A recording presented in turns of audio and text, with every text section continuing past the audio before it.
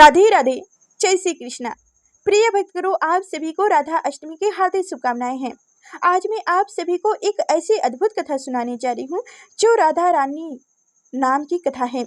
आप सभी भक्तगणों को इस कथा को अवश्य सुनना चाहिए और ज़्यादा से ज़्यादा लोगों के पास इस कथा को शेयर भी कीजिएगा। तो चलिए अब कथा को शुरू करते हैं।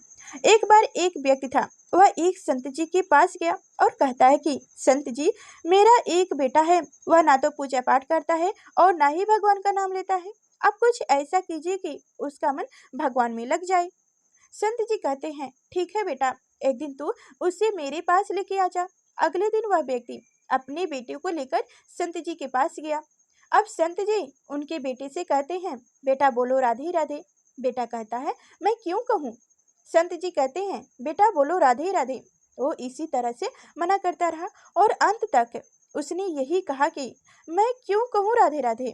संत जी ने कहा, जब तुम मर जाओ और यमराज के पास जाओ, तब यमराज तुमसे पूछेंगे कि कभी भगवान का नाम लिया है, कोई अच्छा काम किया है, तब तुम कह देना कि मैंने जीवन में एक बार श्री राधा रानी के नाम को बोला है, बस एक बार।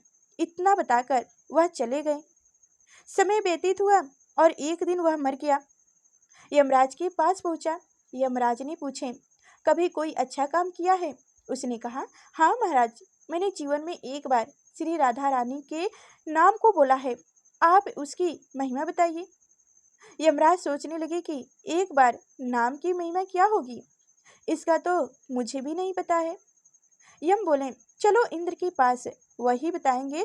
तो वह व्यक्ति बोला, मैं ऐसे नहीं जाऊंगा, पहले पालकी लेकर आइए, उसमें बैठकर जाऊंगा। यमराज ने सोचे, ये बड़ी मुसीबत है। फिर भी पालकी मंगवाई गई और उसे बैठाकर 4 कहाँ लगवा दिए गए।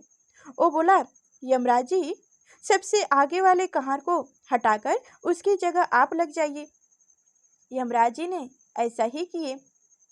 फिर सब मिलकर इंद्र के पास पहुंचे और बोले कि एक बार श्री राधा रानी के नाम लेने की महिमा क्या है। इंद्र बोले, महिमा तो बहुत है, पर क्या है ये मुझे भी नहीं मालूम। फिर वो बोले कि चलो ब्रह्मा जी को पता होगा, उनके पास चलते हैं। वह व्यक्ति बोला, इंद्र जी, ऐसा है, दूसरे कहार को हटाकर आप यमराज जी के साथ मेरी पलकी उठवाइए। अब एक ओर यमराज पलकी उठाए हैं और दूसरी ओर इंद्र लगे हुए हैं। पहुंचे ब्रह्मा जी के पास। ब्रह्मा ने सोचे कि ऐसा कौन सा प्राणी ब्रह्मलोक में आ रहा है जो स्वयं इंद्र और यमराज पलकी उठाकर लेकर आ रहे हैं। ब्रह्मा के पास पहुंचे।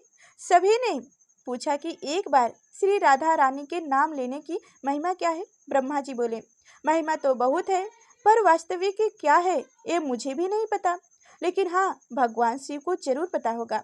वो बोले, हे व्यक्ति।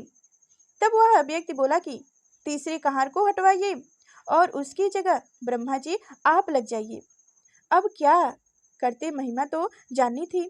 अब पलकी के एक ओर यमराज हैं, दूसरी तरफ इंद्र और तीसरी तरफ ब्रह्मा जी हैं। सब मिलकर भगवान शिव जी के पास गए और भगवान शिव से पूछे कि प्रभु, श्री राधा रानी के एक बार नाम की महिमा क्या है।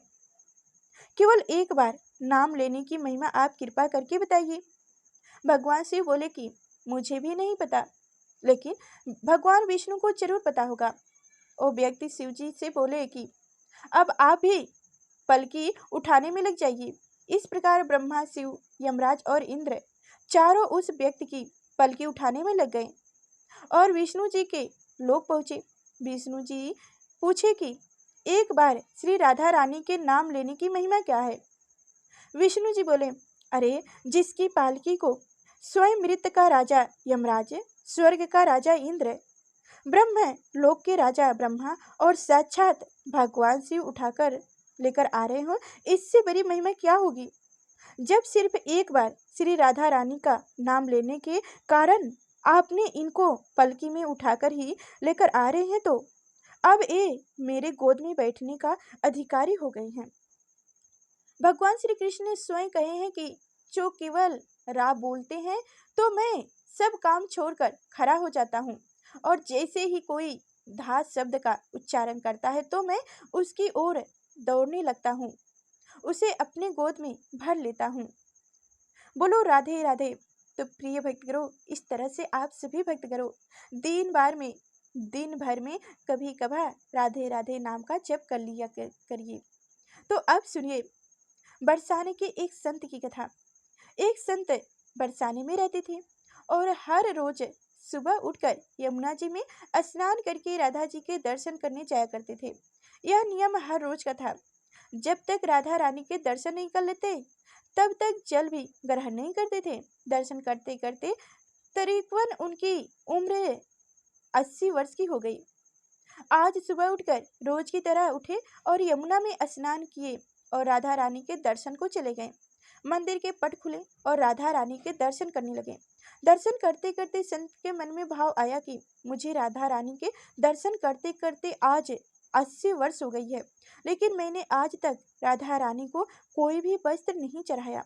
लोग राधा रानी के लिए कोई नारियल लाता है, कोई चुनरी लाता है, कोई चूड़ी लाता है, कोई बिंदी लाता है, कोई साड़ी लाता है, कोई लहंगा चुनरी लाता है, कोई पायल लाता है, कोई कंगन लाता है, लेकिन मैंने तो आज तक कुछ भी नहीं चढ़ाया।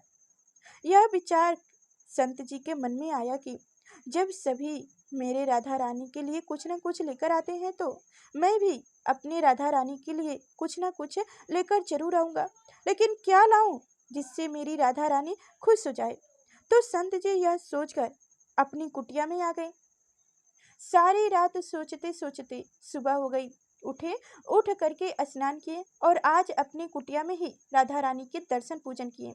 दर्शन के बाद मार्केट में जाकर सबसे सुंदर वाला लहंगा चुनरी का कपड़ा लाए और अपनी कुटिया में आकर के अपने ही हाथों से लहंगा चुनरी को सिले और सुंदर सुंदर उस लहंगा चुनरी में गोट लगाए।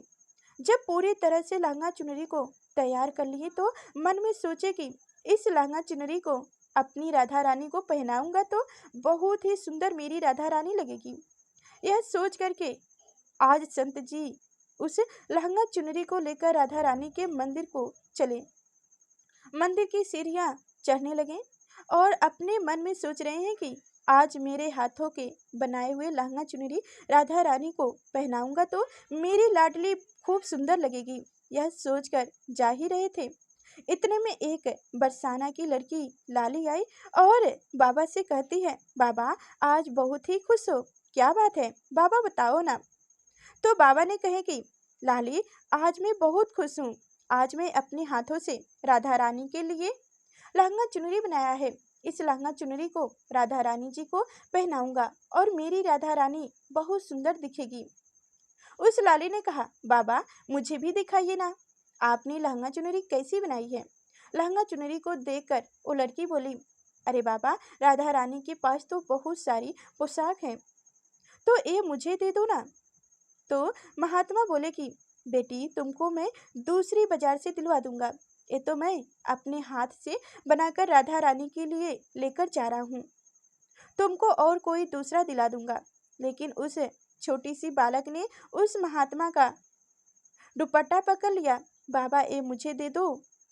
पर संत भी जिद करने लगे कि दूसरी दिला दूंगा, ये नहीं दूंगा। लेकिन वो बच्ची भी इतनी तेज थी कि संत के हाथ से छुड़ाकर लहंगा चुनरी को छीनकर भग गई। अब तो बाबा को बहुत ही दुख हुआ, मैंने आज तक राधा रानी को कुछ नहीं चढ़ाया, लेकिन जब लेकर आया तो लाली लेकर भग गई, मेरा तो जीवन ही खराब है, अब क्या करूं। यह सोचकर संत उसी सीढ़ियों पर बैठकर रोने लगे। इतने में कुछ संत वहां आए और पूछे, क्या बात है बाबा, आप क्यों रो रहे हैं। तो बाबा ने उस संतों को पूरी बात बताई। संतों ने बाबा को समझाया और कहें कि आप दुखी मत होइए, कल दूसरी लहंगा चुनरी बनाकर राधा रानी को पहना देना, चलो राधा रानी के दर्शन कर लेते हैं। इस प्रकार संतों ने बाबा को समझाया और राधा रानी के दर्शन को लेकर चले गए। रोना तो बंद हो गया, लेकिन मन खराब था क्योंकि कामना पूरी नहीं हुआ ना। तो अनमने मन से राधा रानी का दर्शन करने संत जा रहे थे और मन में यही सोच रही हैं कि मुझे लगता है कि किशोरी जी की इच्छा नहीं थी, शायद राधा रानी मेरे हाथों से बनी पोशाक पहनना ही नहीं चाहती थी। ऐसा सोचकर परी दुखी होकर जा रहे हैं। मंदिर आकर राधा रानी के पट खुलने का इंतजार करने लगे। थोड़ी ही देर बाद मंदिर के पट खुले तो संतों ने कहा, बाबा देखो तो, आज हमारी राधा रानी बहुत ही सुंदर लग रही है। संत की बात सुनकर जैसे ही बाबा ने अपना सिर उठाकर देखे तो जो लहंगा चुनरी बाबा ने अपने हाथों से बनाकर लाए थे वही आज राधा रानी ने पहना था। बाबा बहुत ही खुश हो गए और राधा रानी से कहें, हे राधा रानी, आपको इतनी भी सब्र नहीं हो रहा था जो आप मेरे हाथों से मंदिर की सीढ़ियों से ही लेकर भाग गईं? ऐसा क्यों? सर्वश्री श्री राधा रानी ने कहा, हे बाबा, आपके भाव को देखकर मुझसे रहा नहीं गया और एक केवल पोशाक नहीं है, इसमें आपका प्रेम है। इसलिए तो मैं खुद ही आकर के आपके पास से लहंगा चुनरी छीन कर लेकर भाग गई। इतना सुनकर ओ बाबा भाव विभोर हो गए और बाबा ने उसी समय किशोरी जी का धन्यवाद किए। राधे राधे, जय श्री कृष्णा। तो प्रिय भक्तों, इस तरह से भगवान के भक्तों की महिमा होती है, भगवान के लिए प्रेम प्रतिज्ञा होती है। तो प्रिय भक्तों, आप सभी को हमारी कथाएं अगर जरा से भी अच्छी लगी हो तो राधा रानी जरा से भी आप सभी को अच्छी लगती हो, उनकी महिमा अच्छी लगी हो तो ज़्यादा से ज़्यादा इस कथा को शेयर कीजिएगा, को सब्सक्राइब कीजिएगा, कमेंट बॉक्स में राधे राधे जरूर लिखिएगा। फिर मिलेंगे ऐसे ही वीडियो के साथ अगले नेक्स्ट वीडियो में। तब तक के लिए धन्यवाद।